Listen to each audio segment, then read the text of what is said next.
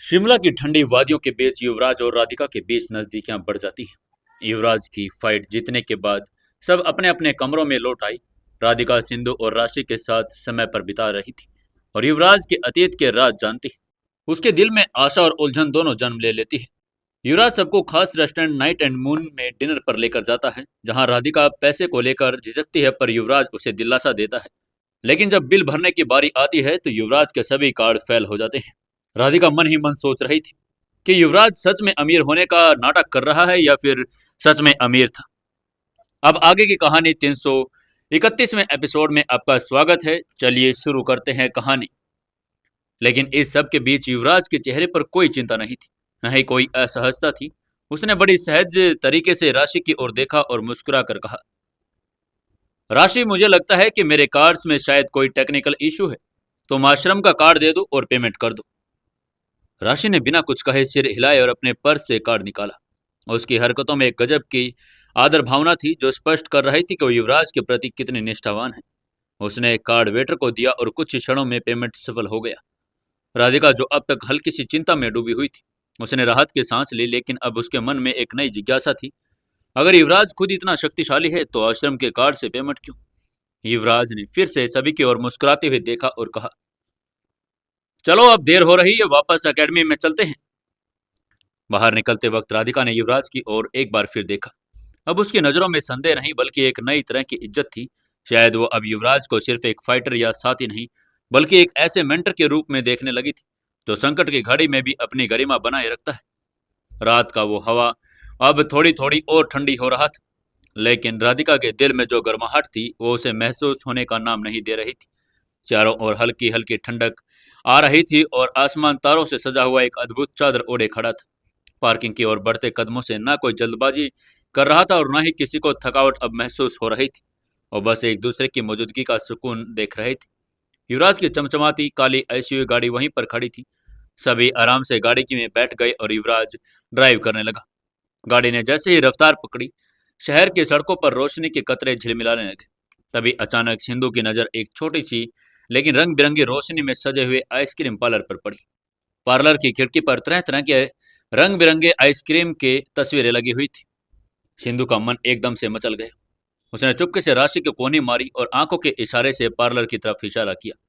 दोनों की आंखों में एक बल्ब उत्साह चमक उठा। वह अपने सीट पर उछल पड़ी, जैसे छोटे बच्चों को कोई खजाना मिल गया हो।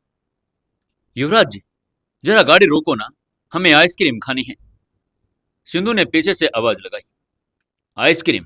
इतनी ठंड में? युवराज ने हंसते हुए पीछे देखा। राधिका ने भी उसकी हाँ में हाँ मिलाई। सच में मौसम तो बहुत ठंडा है, अगर हम बीमार पड़ गए तो सुबह की फाइट कैसे करेंगे? लेकिन सिंधु कहाँ मानने वाली थी। उसने दोनों हाथ जोड़कर मौसमियत से कहा, राधिका दीदी, फाइट तो आप लोगों को करनी है, हमें नहीं। हमें तो बस थोड़ी सी ठंडी और मीठी सी खुशी चाहिए, प्लीज ना। राशि ने भी सुर में सुर मिला दिया, हाँ दीदी, बस एक एक स्कूप। उन दोनों के चेहरे पर बच्चों जैसी मासूमियत देखकर राधिका का मन भी पिघल गया। उसने मुस्कुराते हुए युवराज की ओर देखा और आंखों से इशारा किया कि ठीक है, लेने दो। युवराज ने गाड़ी एक और रोक दी। सब आइसक्रीम पार्लर की तरफ चल दी। रात की वो ठंडी हवा और आइसक्रीम की मिठास जैसे एक दूसरे को टक्कर दे रही थी। पार्लर के बाहर खड़े होकर सिंधु और राशि ने सबसे पहले अपना फेवरेट फ्लेवर चुना और खुशी खुशी से चम्मच से खाने लगी। राधिका ने हल्की सी मुस्कान के साथ उनकी तरफ देखा। उसके भीतर एक अजीब सा सुकून था, जो किसी परिवार का हिस्सा होने से मिलता है। वो जानती थी कि इस टीम में वो अब अकेली नहीं है। युवराज वहीं खड़े होकर दोनों लड़कियों की खुशी देख रहा था। उसके चेहरे पर एक हल्की मुस्कान थी और जो उसकी संतुष्टि और अपनता को दर्शा रही थी। राधिका ने पास आकर धीरे से कहा, इन दोनों को देखकर मुझे तो मेरा बचपन याद आ गया। हम भी बचपन में ऐसे ही आइसक्रीम के लिए जिद किया करते थे, मैं और मेरे दोनों भाई। ये कहते हुए राधिका की आंखों में आंसू आ गए। युवराज ने उसकी ओर देखकर कहा, कभी कभी इन छोटे छोटे पलों में ही सबसे बड़ी ताकत छिपी होती है। जो दिल को सुकून दे वही पुराने दर्द भी जगा देती है। राधिका उसकी बात सुनकर चुपचाप मुस्कुराई और बगल में खड़ी हो गई। चांद की रोशनी उसके चेहरे पर पड़ रही थी और हवा में आइसक्रीम की खुशबू के साथ एक नई दोस्ती और एक नया रिश्ता धीरे धीरे पनपने लगा था। रात गहराने लगी, लेकिन इन सब के चेहरे पर वही चमक बनी हुई थी। फिर अपने अपने सुकून खत्म करके सब फिर से एसयूवी में बैठ गई। रास्ता वही था, लेकिन अब रास्ते पर एक मिठास आ गई थी। एक याद जो आने वाले संघर्ष को थोड़ा आसान बना सकती थी।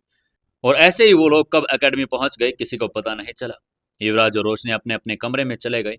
राधिका सिंधु और राशि के साथ अपने कमरे में चली गई। युवराज ऊपर से शांत और गंभीर दिख रहा था, लेकिन उसके मन में कई सवाल उमड़ घुमड़ रहे थे। कमरे का दरवाजा बंद करते ही उसने गहरी सांस ली और बेड के कोने पर बैठते हुए अपना मोबाइल निकाला। उसका चेहरा भाव शून्य था, लेकिन आंखों में हल्की चिंता की रेखाएं उभर आई थी। उसने मोबाइल की स्क्रीन पर जाकर अपने भरोसेमंद असिस्टेंट चंदन का नंबर डायल किया। कुछ रिंग्स के बाद कॉल रिसीव हो गया। उधर से चंदन की चिर परिचित आवाज सुनाई दी। जी युवराज सर, कैसे हैं आप? इतनी रात को कॉल, सब ठीक तो है ना? युवराज ने गहरी सांस लेते हुए कहा। हाँ चंदन, मैं ठीक हूं। तुम बताओ, वहां सब कैसा चल रहा है, खासकर कंपनी में? चंदन की आवाज अब थोड़ी गंभीर हो गई। उसने धीमे स्वर में कहा, सर सब ठीक तो है, लेकिन पिछले कुछ दिनों में कंपनी के फाइनेंस में थोड़ी दिक्कतें आ रही हैं। आपके पीछे से कंपनी का टेम्परेरी सीईओ कुणाल सर को बना दिया गया था, मगर उनके कार्यकाल में लगातार फाइनेंशियल इरेगुलेटरीज देखने को मिली है। इसके चलते चेयरवुमेन मैम ने ही खुद सब कुछ अपने हाथ में ले लिया और अब पूरा ऑडिट फिर से शुरू करवा दिया है। ये सुनते ही युवराज की भौहें सिकुड़ गई। उसके चेहरे पर कठोरता आ गई। उसने गहरी आवाज में कहा, ये कुणाल जीजू कभी नहीं सुधरेंगे। मुझे तो पहले से ही शक था, अब विश्वास हो गया है कि ये सब उन्हीं का किया धरा है। पहले भी जब कंपनी में पहले भी हेराफेरी हुई थी, तब मैंने ऑडिट की थी, तब भी जीजू का ही काम था। वो पल भर रुका और फिर थोड़ी राहत की सांस लेते हुए बोला, खैर जब तक काव्या दीदी है मुझे चिंता नहीं, वो सब संभाल लेंगे। कुछ पल की चुप्पी के बाद उसने गंभीरता से कहा, हाँ एक बात और बताओ चंदन, आज डिनर के बाद जब मैंने बिल पे करना चाहा तो मेरे सारे कार्ड्स काम नहीं कर रहे थे। क्या हुआ है? किसी टेक्निकल इश्यू की वजह से या कुछ और हुआ है? चंदन ने थोड़ी हिचकिचाहट के साथ जवाब दिया, सर बात यह है कि चेयरवुमेन मैम ने कंपनी के सभी फाइनेंशियल ट्रांजैक्शन फिलहाल के लिए होल्ड पर डाल दिए हैं। सभी एग्जीक्यूटिव और टॉप लेवल के कार्ड्स को भी कुछ समय के लिए ब्लॉक कर दिया गया है, इसलिए आपके कार्ड्स भी अभी काम नहीं कर रहे हैं। युवराज कुछ पल तक चुप रहा। कमरे में बस उसकी धीमी सांसें और बाहर से आती ठंडी हवा की सरसराहट सुनाई दे रही थी। फिर उसने शांत स्वर में कहा, ठीक है, तुम ध्यान रखना, अगर कुछ भी नया हो तो मुझे तुरंत बताना। जी सर, मैं आपको लगातार अपडेट करता रहूंगा, चंदन ने जवाब दिया। फोन काटते ही युवराज ने मोबाइल एक तरफ रखा और सिर पीछे टिका दिया। उसके मन में कई विचार उमड़ रहे थे। क्या अब उसे फिर से कंपनी में वापस जाना होगा, और क्या ये सोची समझी साजिश थी? मगर उसका मन बेचैन था और उसके चेहरे पर एक सीमित मुस्कान भी आ गई थी। इधर से इस बारे में सोचते युवराज को कब नींद आ गई उसको पता ही नहीं चला। उधर राधिका अपने बिस्तर पर चुपचाप लेटी थी, एक तरफ उसके पास में ही बगल में और सिंधु और आराम से गहरी नींद में डूब गई थी। उसकी सांसें धीरे धीरे चल रही थी, बिल्कुल शांत और लयबद्ध। सामने वाले सोफे पर राशि की हल्की खर्राटे भरी सांसें भी चल रही थी, लेकिन राधिका की आंखों में नींद का नामो निशान तक नहीं था। उसकी आंखें पूरी तरह से खुली थी, जैसे वे किसी दृश्य को बार बार दोहराने की जिद पर अड़ी हो। कमरे का हर कोना, हर परछाई उसे किसी एक शख्स की याद दिला रही थी। उसका चेहरा, उसकी आंखों की गहराई, उसका मर्दाना व्यक्तित्व, उसके मजबूत कंधे और फौलादी शरीर जो हर लड़ाई में अपने वजूद की ताकत का परिचय देता था। सब कुछ राधिका के मन में और दिमाग में किसी फिल्म की तरह घूम रहा था। राधिका ने करवट बदली। बिस्तर की चादर उसके गालों को छूती हुई सरक गई, लेकिन मन की हलचल वैसी ही बनी रही। उसने आंखें बंद की, पर बंद आंखों में भी वो एक चेहरा था, युवराज का, उसके बार बार सामने आ रहा था। कैसे देखता है वो, एकटक, जैसे किसी की आत्मा को पढ़ लेना चाहता हो। राधिका के मन में धीरे से यह सवाल आया। उसकी मुस्कान जब उसके हल्के होठों के कोरों के ऊपर उठती है और आंखों में शरारत की चमक उभरती है, जैसे हर दर्द को मिटा देगी। राधिका का हाथ अनायास से अपने दिल पर चला गया। दिल की धड़कनें तेज थी, जैसे किसी अनजाने संगीत की ताल पर नाच रही हो। उसकी पलकों पर अनगिनत ख्वाब दस्तक दे रहे थे। हर ख्वाब में बस एक ही तस्वीर उभरती थी, युवराज की, किसी सुनहरी शाम के साथ बैठे एक दूसरे की आंखों में, जैसे वो खो गए थे। राधिका ने याद किया कि आज जब वे बाहर गए थे तो युवराज की मौजूदगी ने उसे कितना सुरक्षित और खास महसूस करवा दिया था। अब जब होटल का बिल भरने की चिंता थी तो युवराज ने उसका कसकर हाथ पकड़ा और कहा था, तुम सिर्फ ऑर्डर करो, बिल की चिंता मत करो। उस पल में जैसे राधिका का दिल किसी और ही दुनिया में चला गया था। अब क्या करेगी राधिका? क्या होगा आगे इस कहानी में, जानने के लिए जुड़े रहिए कहानी के साथ। दोस्तों, कहानी को ज़्यादा से ज़्यादा लाइक करें, कमेंट करें और जल्दी से 1000 सब्सक्राइबर भी पूरे करवा दें। दोस्तों, 332वें एपिसोड में आपका स्वागत है। चलिए शुरू करते हैं कहानी। राधिका की नजरें अब भी छत की ओर थी, पर जहन में तो एक और ही जंग चल रही थी। क्या ये सिर्फ आकर्षण था या कोई गहरा रिश्ता जो जन्मों से बंधा हुआ था? वो आज की रात को बहुत ही देर तक जीना चाहती थी। हर उस एहसास को, हर उस पल को जो दिल में गुजर रहा था, अंदर समेट लेना चाहती थी। युवराज के वो मुख से प्रभाव, चुपचाप नजरों से देखना और वो अपनी बातों से उसका नाम लेना, हर लम्हा राधिका के दिल में फूलों की नरमी छोड़ रहा था। फिर उसके दिमाग में वो सीन कौंधा जब युवराज फाइट में अपने नए पावर के साथ बगैर हाथों का इस्तेमाल किए मुस्तफा को हरा रहा था। राधिका की आंखों में वो क्षण अब भी ताजा था। युवराज की पसीने से भीगी हुई पेशियां, उसका ध्यान और आत्मविश्वास, और अंत में उसकी जीत। कितना खूबसूरत लगता है वो जब लड़ता है। राधिका का मन ये सुनते ही चमक उठा और उसका चेहरा लाल पड़ गया। गालों पर शर्म की लाली और होठों पर एक मासूम मुस्कान खुद ब खुद आ गई। राधिका ने धीरे धीरे अपने तकिए को गले लगा लिया, जैसे वो तकिया ही युवराज हो, जिसे वो खुद से लगातार सुकून दे रही थी। उसकी आंखों में अब भी नींद नहीं थी, लेकिन अब उनमें बेचैनी थी, बल्कि प्रेम की एक मिठास आ गई थी। कमरे के बाहर से आती चांदनी अब कुछ और ही गहरी हो चुकी थी, जैसे चांद ने उसकी मनोदशा को पढ़ लिया हो और अब वो उसके साथी बन गया हो। राधिका ने खुद अपने एहसासों में पूरी तरह से समर्पित कर दिया। युवराज अब सिर्फ उसकी सोच में नहीं था, बल्कि उसके हर सांस और हर धड़कन का हिस्सा बन चुका था। वो भी युवराज के बारे में सोचती सोचती तकिए को लिपटी हुई कब सो गई पता ही नहीं चला। रात की ठंडी चादर अब धीरे धीरे सुबह की हल्की धूप से सरकने लगी थी। आसमान में सुरमई उजाले की एक महीन सी परत बिछ गई थी और खिड़की के पार से उस सुनहरी रोशनी किरणें और कमरे के अंदर अपना धीरे धीरे रास्ता बना रही थी। हवा में हल्की ठंडक और सन्नाटे में एक शांत संगीत बह रहा था, संगीत जो एक सुकून भरी नींद और मीठे ख्वाबों की गोद से जन्म लेता हुआ। कमरे के कोने में सिंधु की नींद अचानक से खुल गई। वो आंखें मलते हुए धीरे धीरे से उठी और जम्हाई लेते हुए कमरे की ओर नजर दौड़ा कर देखे। सोफे पर राशि अब भी गहरी नींद में थी। उसके चेहरे पर शांति की छाया थी और उसकी निगाह एक तरफ पलंग गई और वो ठिठक गई। राधिका। राधिका अपने तकिए से ऐसे लिपटी हुई थी जैसे कोई बच्चा अपनी माँ की गोद में छिप जाता है। उसकी सांसें शांत थी, लेकिन होठों पर एक हल्की सी मुस्कान तैर रही थी, जो किसी गहरे ख्वाब की निशानी थी। उसकी आंखें बंद थी, पर मन में जैसे एक हसीन एहसास में गिरफ्त हो गया था। और फिर एक फुसफुसाहट की सुनाई थी। युवराज, युवराज तुम सिर्फ मेरे हो। ये शब्द जैसे कमरे में गूंजे, सिंधु की आंखें चौड़ी हो गई। उस मासूम मुस्कान के साथ राधिका ने अपने तकिए को बाहों में कसकर खींचा और बेहद नरमी से उसे चूम लिया, जैसे वो तकिया नहीं युवराज ही हो। सिंधु की आंखें चमक उठी, होठों पर शरारती मुस्कान फैल गई। उसने फौरन धीरे से उठकर राशि को झंझोड़ा। राशि, राशि, ओए उठ, देख क्या सीन चल रहा है। राशि ने झल्लाते हुए आंखें खोली। क्या है यार सुबह सुबह? बस तू देखना, एक बार खड़ी हो जल्दी। सिंधु ने मुस्कुराते हुए इशारा किया। जैसे ही राशि की निगाह राधिका पर पड़ी, वो भी चौंक गई। अगले ही पल दोनों की हंसी छूट गई, लेकिन उन्होंने अपने होठ दबाकर हंसी को रोकने की नाकाम कोशिश की। तू देख दकिया को किस कर रही है यार, और वो भी युवराज सिर्फ तुम मेरे हो कहते हुए। Oh my God. उनकी दबी दबी हंसी धीरे धीरे तेज होती गई और फिर कमरे में खिलखिलाहट की गूंज फैल गई। राधिका की भी नींद एकदम से टूट गई। उसने आंखें मिचमिचाकर दोनों को देखा और फिर जैसे ही उसने अपने हाथों को कसकर पकड़े तकिए को देखा, दोनों की तरफ उंगली उठाकर हंसी उड़ाते हुए चेहरे देखे और वो शर्मा गई। क्या, क्या हुआ है? उसने धीरे से पूछा, लेकिन दोनों ने फिर से ठहाका लगाया। राधिका दीदी, युवराज जी की यादों में तकिए को ही चूम लिया। कहाँ इतना प्यार, हमें तो पता नहीं था कि आप इतनी सीरियस हैं। उसने उसका मजाक उड़ाते हुए कहा। राधिका का चेहरा लज्जा से टमाटर की तरह लाल हो गया। उसने तुरंत तकिया एक और फेंक दिया और अपनी उंगलियां आपस में मसलते हुए बड़बड़ाने लगी। वो ऐसा कुछ भी नहीं है, मैं तो बस नींद में। लेकिन शब्द जैसे कहीं खो गए थे। उसकी आवाज थरथरा रही थी और आंखें जमीन में गड़ गई थी। दिल की धड़कनें इतनी तेज हो गई थी कि लगता था कमरे की दीवारें भी सुन लेंगी।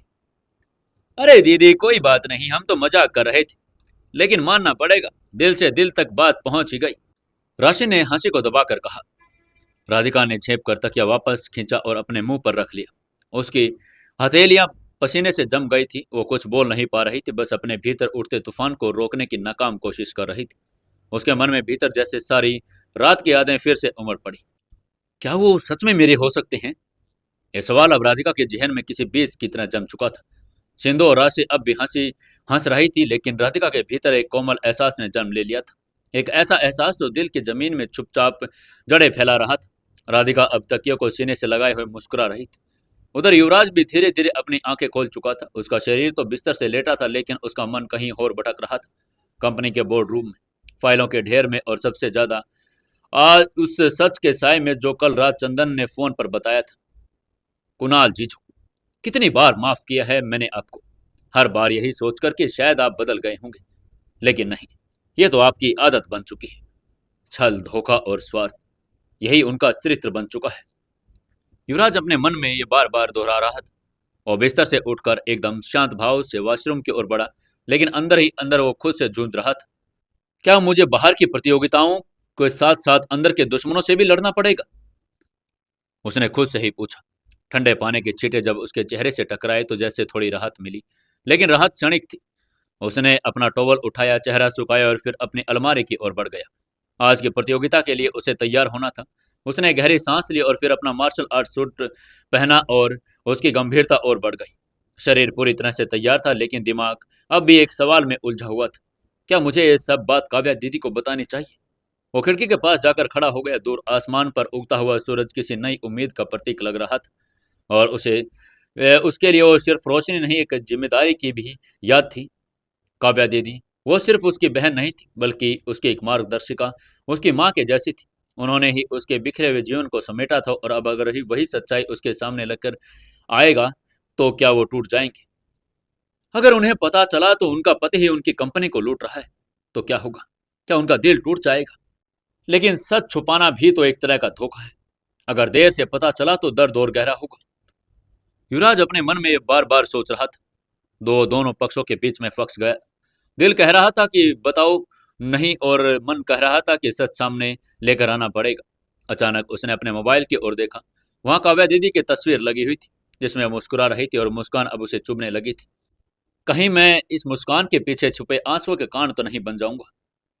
वो कुर्सी पर बैठ गए और अपनी हथेलियों में चेहरा छुपा लिया। उसके अंदर का फाइटर जो मैदान में किसी को नहीं छोड़ता, आज एक भावनात्मक युद्ध से लड़ रहा था। यह जंग बाहरी नहीं, भीतरी थी, और जहां दुश्मन कोई और नहीं, अपने ही थे। थोड़ी देर बाद उसने गहरी सांस ली और खुद से कहा, मुझे सही करना होगा, चाहे जितना भी कठिन क्यों ना हो। अगर काव्या दीदी को सच्चाई नहीं बताई तो मैं खुद को कभी माफ नहीं कर पाऊंगा। सच्चाई का सामना करना जरूरी है, चाहे रिश्ता कितना भी प्यारा क्यों ना हो।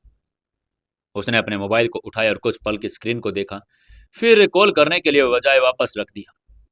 नहीं, ये बात कॉल पर नहीं हो सकती। जब मैं अगली बार उनसे मिलूंगा तब मैं खुद उनके सामने बैठकर बताऊंगा। उसने एक निर्णय ले लिया, और ये निर्णय वो बहुत ही ज्यादा तेज था। तभी कमरे के दरवाजे पर हल्की सी आहट हुई।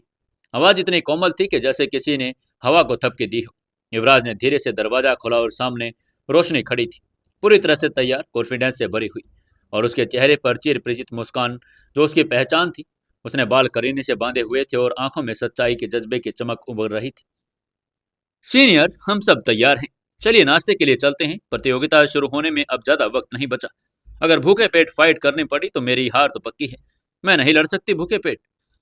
उसने आते ही बड़बड़ बड़बड़ बोलना शुरू कर दिया। उसकी मासूमियत से भरी बात सुनकर युवराज की गंभीरता एक पल को जैसे पिघल गई। उसके चेहरे पर एक पल को मुस्कान फैल गई, ऐसी मुस्कान जो उसके अंदर की सारी चिंता को पीछे छोड़ आई थी।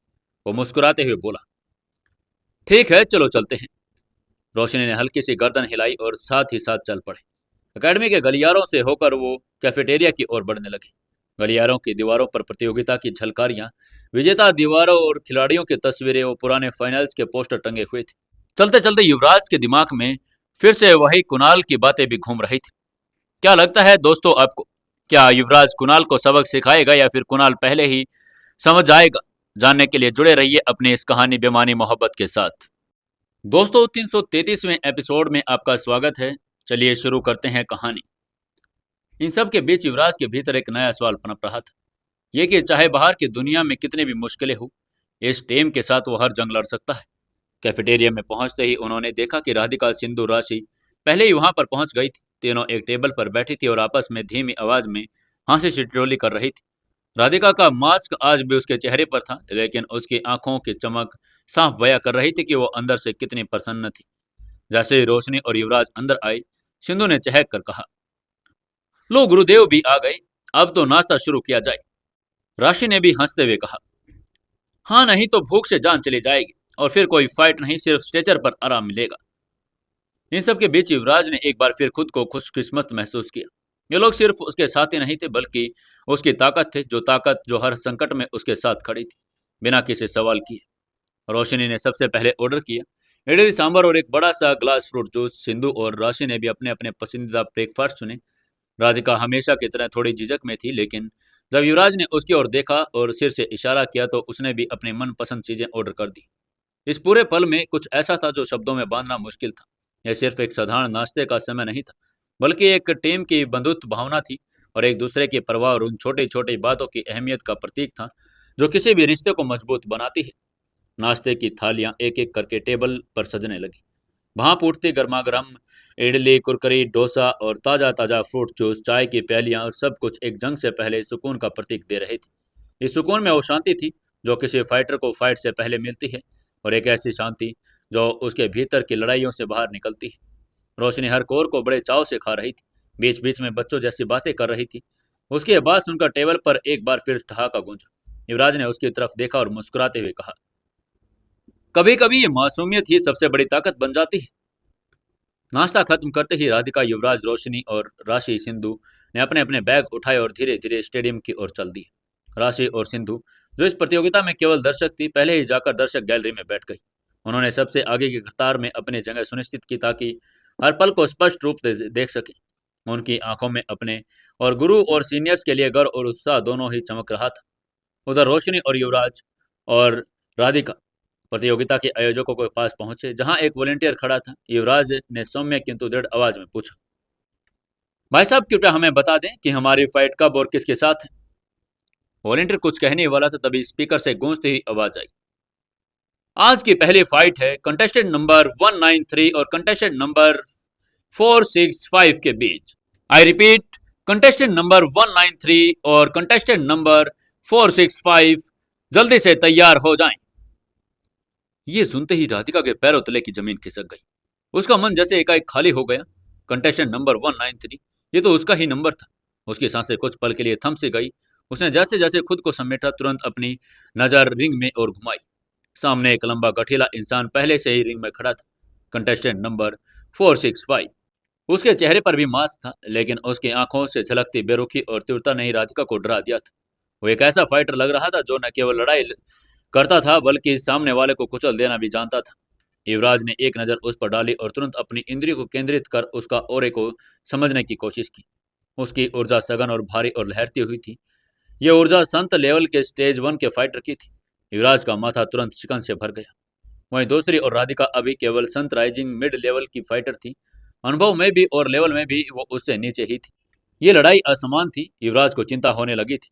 उसने राधिका की ओर मुड़कर धीरे से कहा, राधिका तुम्हें बहुत सतर्क रहना होगा। मैं पहले राउंड में उसके जिम में कमजोरियों को पहचानने की कोशिश करूंगा। तुम सिर्फ अपना बचाव करो, ध्यान रखना वो तुम्हें गंभीर चोट ना पहुंचा सके।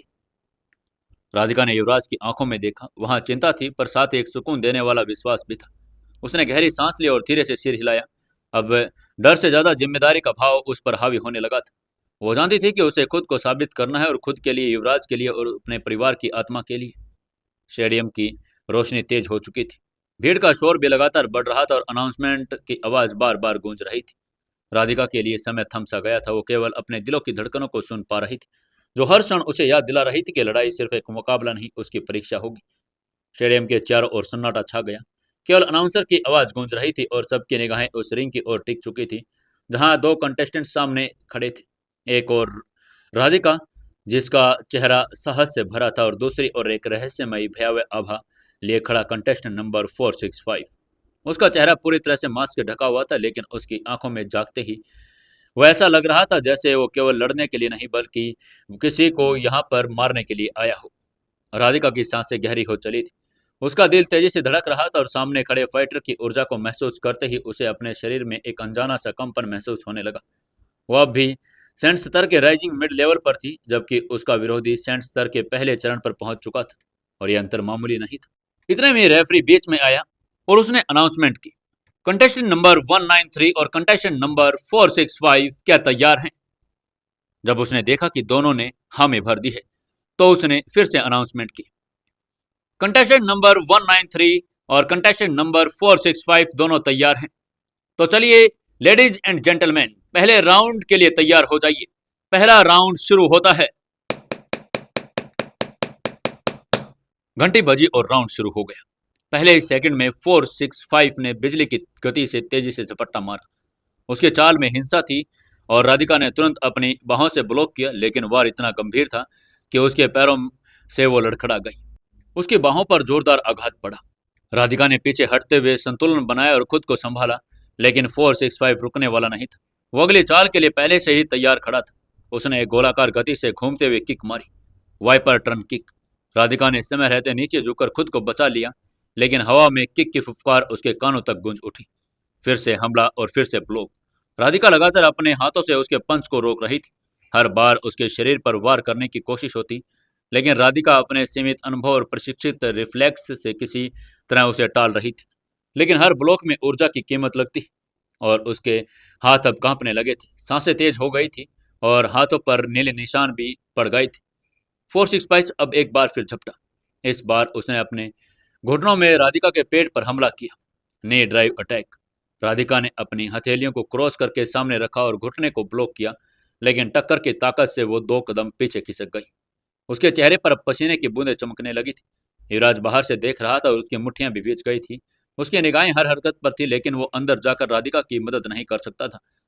राधिका के मन में अब भय के साथ साथ क्रोध भी आ गया था। वो सोच रही थी, क्या मैं इतनी कमजोर हूं? क्या मैं सिर्फ बचने के लिए ही बनी हूं? 465 ने अब अपनी ऊर्जा को एकत्रित किया और उसके चारों ओर एक हवा में एक अजीब सा घनत्व और फैल गया। वो अपना एक खास हमला करने जा रहा था, शैडो फॉल पंच। यह उसका प्रसिद्ध अटैक था, जिसमें वो अचानक गायब हो जाता और फिर दूसरी दिशा से सामने आकर झटके में प्रतिद्वंदी को गिरा देता। राधिका ने उसे देखा और वो उसके सामने खड़ा था, लेकिन अगले ही पल वो गायब हो गया। राधिका ने चौकन्ने पन से चारों ओर देखा, पर वो नहीं दिखा। फिर एक पल में उसके पीठ पर एक विस्फोटक घात हुआ। धड़ाम! वो जमीन पर गिर पड़ी। उसका मुंह रिंग से जमीन पर टकराया और होठों से खून बह निकला। उसने उठने की कोशिश की, लेकिन उसके शरीर ने जवाब दे दिया था। रेफरी दौड़ा और गिनती शुरू की। 1, 2, 3। राधिका अपने घुटनों पर हाथ रखकर उठने की कोशिश करती रही, लेकिन जैसे वो आधी उठी, उसके पेट की मांसपेशियों में एक झंझनाहट उठी और फिर से नीचे गिर पड़ी। 7, 8, 9, 10। इसके बाद घंटी बजी और पहला राउंड समाप्त हो गया। रेफरी ने 465 के हाथ को उठाया और घोषणा की, पहले राउंड का विजेता है 465। स्टेडियम में सन्नाटा था। कोई ताली नहीं बजा रहा था। यह जीत वीरता की नहीं, क्रूरता की थी। युवराज दौड़कर रिंग के पास पहुंचा। राधिका के पास झुका और उसका चेहरा थाम कर पूछा, राधिका, राधिका, तुम ठीक तो हो ना? राधिका ने थोड़े स्वर में कहा, मैं हार गई। नहीं, ये तो बस पहला राउंड है। असली लड़ाई अब शुरू होगी और इस बार हम सब तुम्हारे साथ होंगे। युवराज ने उसे ढाढ़स बंधा कर कहा। उसके शब्दों में इतना अपनापन और शक्ति थी कि राधिका की आंखों के कोने नम हो गए और वो जानती थी कि वो अकेली नहीं थी। जैसे ही रेफरी ने ब्रेक की घोषणा की, युवराज तुरंत राधिका को सहारा देकर उसे रिंग के कोने में ले आया। उसका चेहरा पसीने से तरबतर था, होठ सूख चुके थे और शरीर कई जगहों से नीला पड़ गया था, लेकिन उसकी आंखों में एक दृढ़ निश्चय अब भी मौजूद था। हार को वो स्थायी नहीं मानती थी। रिंग के कोने में रोशनी पहले से मौजूद थी। हाथ में गर्म तौलिया और एक स्पेशल एनर्जी ड्रिंक लिए उसने बिना समय गवाए तौलिए से राधिका की गर्दन और कंधे और बाजुओं को धीरे धीरे सहलाते हुए सेकना शुरू किया। उसका स्पर्श न केवल राधिका के शरीर को राहत दे रहा था, बल्कि उसके साहस को भी धीरे धीरे पुनर्जीवित कर रहा था। लो, ये तुम पी लो, इससे तुम्हें एनर्जी मिलेगी, रोशनी ने गर्मजोशी से कहा और राधिका को एक हल्के नीले रंग का एनर्जी ड्रिंक दे दिया, जिसमें प्राकृतिक जड़ी बूटियों और सेलाजिनेला बायोक्रप्टिस का अर्क मिला हुआ था। राधिका ने मुश्किल से अपने होठों से बोतल लगाई और धीरे धीरे पीने लगी। उस ड्रिंक का पहला घूंट उसके गले से नीचे गया तो एक ठंडक से उसके सीने में फैल गई और कुछ ही क्षणों में उसकी धड़कनों की गति नियंत्रित होने लगी। क्या लगता है दोस्तों आपको, क्या राधिका 465 को चुनौती दे पाएगी? क्या होगा आगे जानने के लिए जुड़े रहिए अपनी इस कहानी बेमानी मोहब्बत के साथ। दोस्तों, कहानी को लाइक करते रहें, वीडियो को लाइक करें और शेयर करें और कमेंट करके जरूर बताएं। दोस्तों, 334वें एपिसोड में आपका स्वागत है। चलिए शुरू करते हैं कहानी। युवराज अपनी आंखें गड़ाए 465 पर लगातार निहार रहा था। वो हर क्षण उस को याद कर रहा था जहां 465 ने अपनी गति में कमी दिखाई थी, जहां उसके मूव्स कुछ कमजोर लगे थे और जहां उसका शरीर थोड़ी झिझक के साथ प्रतिक्रिया कर रहा था। राधिका, तुमने बहुत अच्छा किया। किसी भी हालात में तुमने हार नहीं मानी। अब सुनो, मैं एक बात महसूस कर रहा हूँ। ये 465 जो भी है, इसका संत लेवल तक पहुंचना स्वाभाविक नहीं लगता। इसकी हरकतें बता रही है कि उसने लेवल ध्यान और आध्यात्मिक अनुशासन से नहीं बनाया, बल्कि शायद एनर्जी पिल्स या किसी आर्टिफिशियल साधन से पहुंचा है। युवराज ने शांत स्वर में राधिका से कहा। राधिका ने थोड़ा हाँफते हुए उसकी तरफ देखा। उसकी सांसें अभी भी भारी थी, लेकिन आंखें अब स्थिर हो चुकी थी। तुम जानती हो, गोलियों से केवल लेवल बढ़ता है, लेकिन आत्मिक शक्ति नहीं। उसका शरीर सिर्फ ऊपरी तौर पर संत लेवल का है, भीतर से वो खोखला है। उसकी छाती और पीठ में वो ताकत नहीं जो संत के लेवल पर फाइटर में होती है। तुमने देखा होगा कि वो सिर्फ बाहरी चालों पर निर्भर है, भीतरी ऊर्जा पर नहीं। उसके हर वार में एक आर्टिफिशियलिटी है। युवराज ने आगे उसे पूरी बात बताना शुरू किया। राधिका की आंखों में हल्की चमक लौट आई और वो केवल पीड़ा नहीं महसूस कर रही थी, बल्कि प्लान भी समझ रही थी। अगर तुम सिर्फ उसके सीने पर वार करो तो स्ट्रीक वार से उसका संतुलन बिगड़ जाएगा। याद रखो, किसी भी बाहरी शक्ति में आए लेवल को तुम्हारी साधना और अनुशासन हरा नहीं सकते। सिर्फ विश्वास रखो और अपनी सांसों को कैद में रखकर वार करो। युवराज ने उसकी आंखों में देखते हुए पूरी बात समझा दी। राधिका अब जब हथेलियों को और कलाइयों को मालिश दे रही थी, जिससे वहां की रक्त संचार तेज प्रणाली हो गई थी। साथ ही राधिका की पेट पर दो विशेषकर एक्यूप्रेशर पॉइंट को रोशनी ने दबा दिया, जिससे राधिका की ऊर्जा धारा तेज होने लगी। उसके शरीर में एक नई लहर दौड़ गई और जैसे कोई सोई हुई शक्ति फिर से जागृत हो गई हो। 15 मिनट का यह ब्रेक न केवल शारीरिक विश्राम था, बल्कि मानसिक और आत्मिक जागरण का समय भी बन चुका था। स्टेडियम में दर्शक सांसें थामे हुए बैठे हुए थे। हर कोई जानता था कि राधिका फिर से उठ पाएगी और 465 को चुनौती देगी। रिंग के कोने में एक नई ऊर्जा बह रही थी। राधिका ने आंखें बंद की, अपनी सांसों को केंद्रित किया और मन ही मन अपने परिवार का स्मरण किया। अपनी प्रतिज्ञा को दोहराया और फिर धीरे धीरे उसने आंखें खोली और चेहरा जैसे साहस से दमक गया। युवराज और रोशनी एक साथ मुस्कुराए। अब उनकी फाइटर तैयार थी, न केवल शारीरिक रूप से बल्कि मानसिक और आत्मिक रूप दोनों से ही। तभी रेफरी ने दोनों को संकेत दिया और ऊंची आवाज में घोषणा की, दोनों कंटेस्टेंट रिंग में आ जाएं, दूसरा राउंड शुरू होने वाला है। घोषणा करते ही पूरा स्टेडियम एक बार फिर गूंज उठा। दर्शकों की तालियों और उत्साह की लहरों के बीच रेफरी ने दूसरे राउंड की शुरुआत की। दूसरा राउंड शुरू होता है। रिंग के दोनों छोर पर खड़े दो फाइटर, राधिका और कंटेस्टेंट नंबर 465, एक दूसरे की आंखों में आंखें डालकर खड़े थे। इस बार राधिका की आंखों में हिचक नहीं थी, बल्कि दृढ़ निश्चय की चिंगारी जल रही थी। उसकी सांसें गहरी और स्थिर थी। उसके शरीर की गति ये साफ पता लग रहा था कि उसने रणनीति बना ली है। राधिका ने गहरी सांस ली और युवराज की सलाह उसके मन में गूंज रही थी, उसकी छाती और पीठ पर वार करो।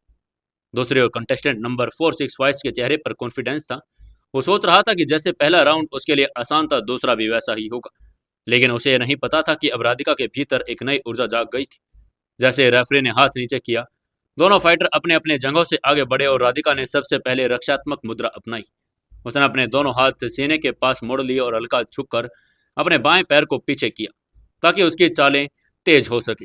465 ने उसकी इस मुद्रा को देखकर हल्का सा उपहास किया और सीधे उस पर हमला बोल दिया। उसके पहले हमले में एक तीर घुसा था जो सीधा राधिका के चेहरे की ओर आ रहा था, लेकिन राधिका ने समय रहते दाहिने हाथ पर झुककर उस हमले को खाली कर दिया और तुरंत उसके सीने पर एक घुटना मारकर प्रयास किया।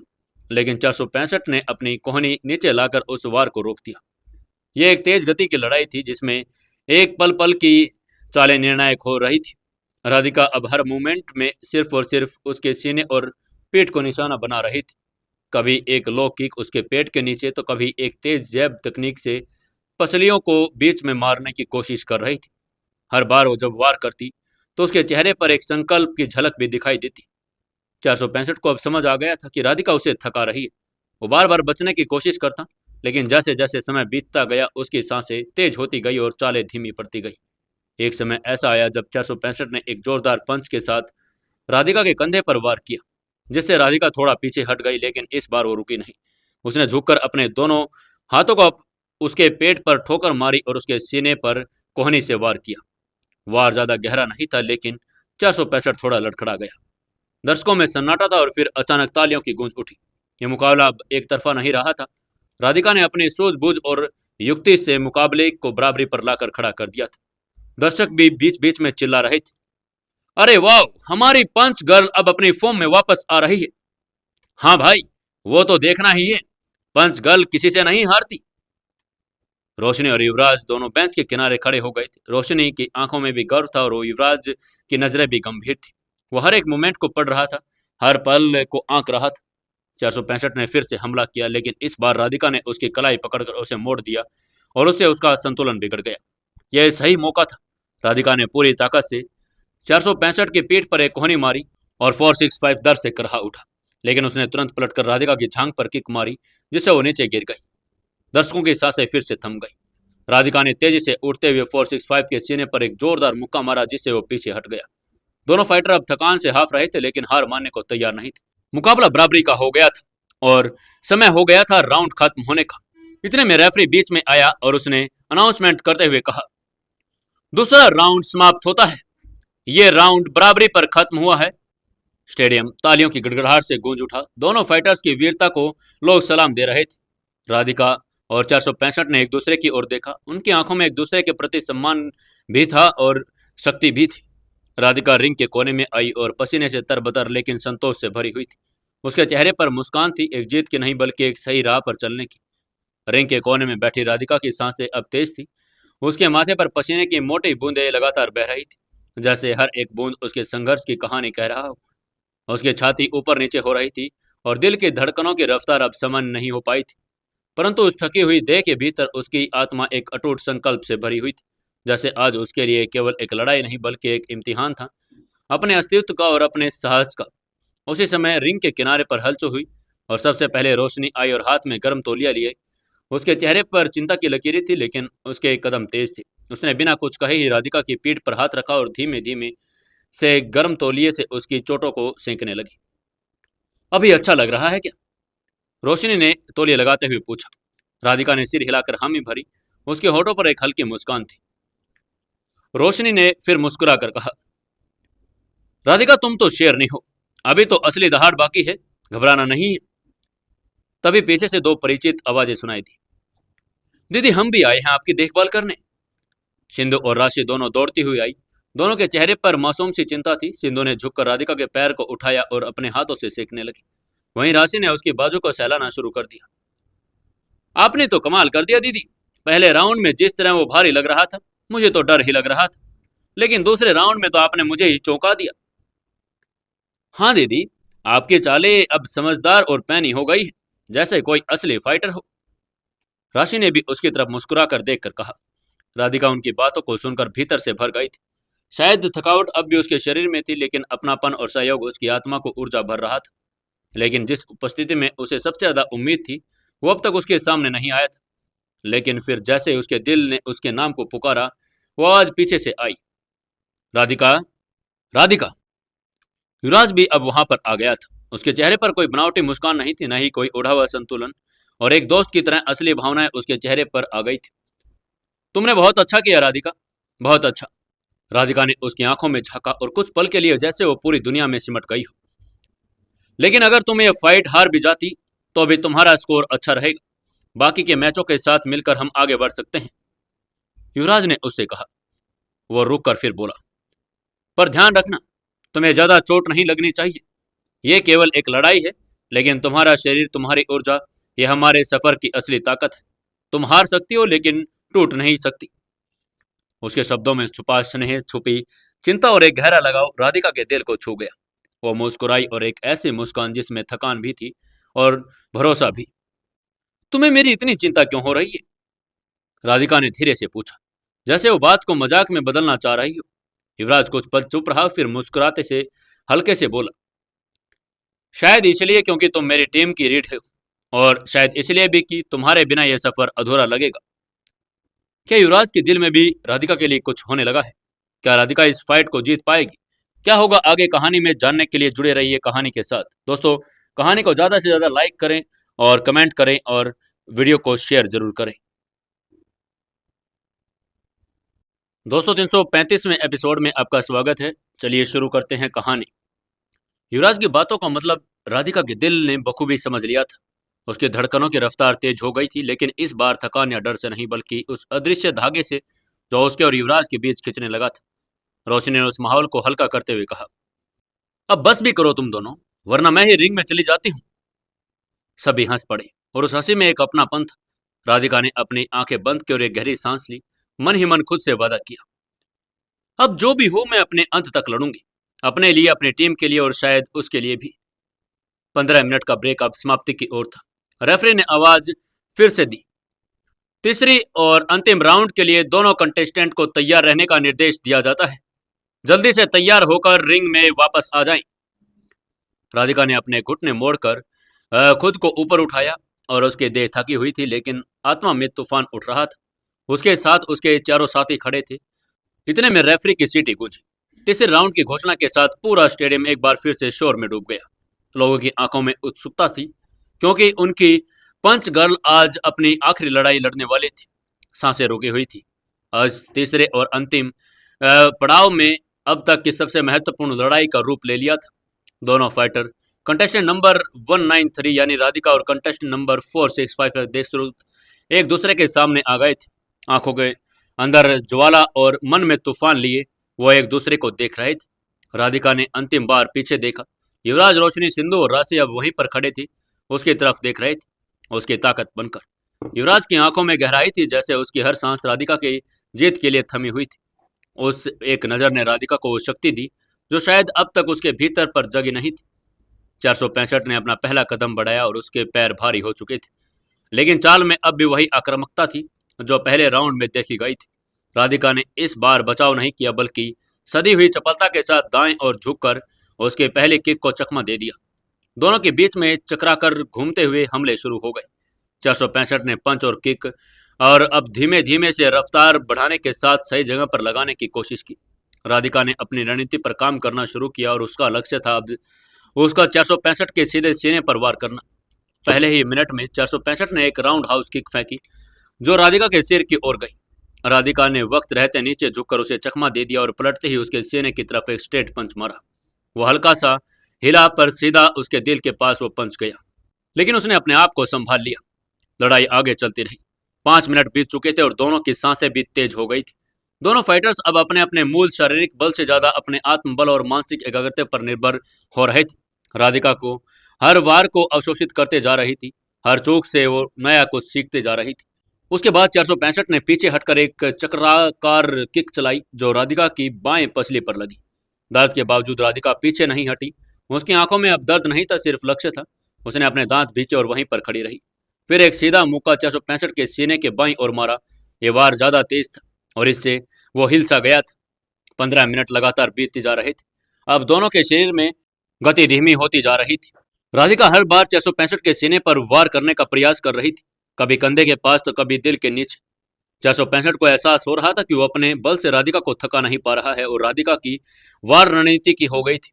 उसने उसे घेरने की कोशिश की, कई बार कंधे पर वार किए, पर राधिका ने उन्हें तो ब्लॉक कर दिया। 20वें मिनट तक आते आते दोनों फाइटर जमीन पर गिर गिर कर उठने लगे थे। 465 का दायां पैर हल्का सा लड़खड़ा गया था और राधिका की सांसें भी बहुत तेज थी, लेकिन दोनों पीछे हटने को तैयार नहीं थे। उसके बाद भी राधिका ने लगातार 3 स्ट्रेट पंच मारे।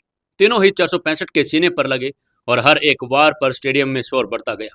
465 अब पीछे हटने लगा था। उसकी सांसें उखड़ने लगी थी और चेहरा लाल हो गया था। राधिका ने गहरी सांस ली और एक फिनिशिंग मूवमेंट की तैयारी कर ली। वो आगे बढ़ी और छलांग लगाई और घुटनों से एक जबरदस्त वार 465 की छाती पर किया। 465 जमीन पर गिरा, पर उठ गया।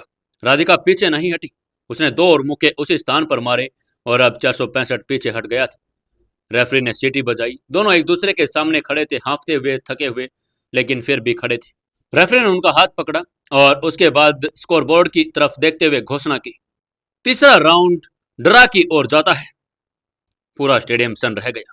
राधिका ने सिर झुका लिया। वो मुस्कुरा रही थी। वो जानती थी कि वो उससे जीत नहीं पाई, लेकिन वो हारी भी नहीं थी। उसने खुद को साबित किया था। उसने अपने भय, दर्द और अपनी सीमाओं को हरा दिया था।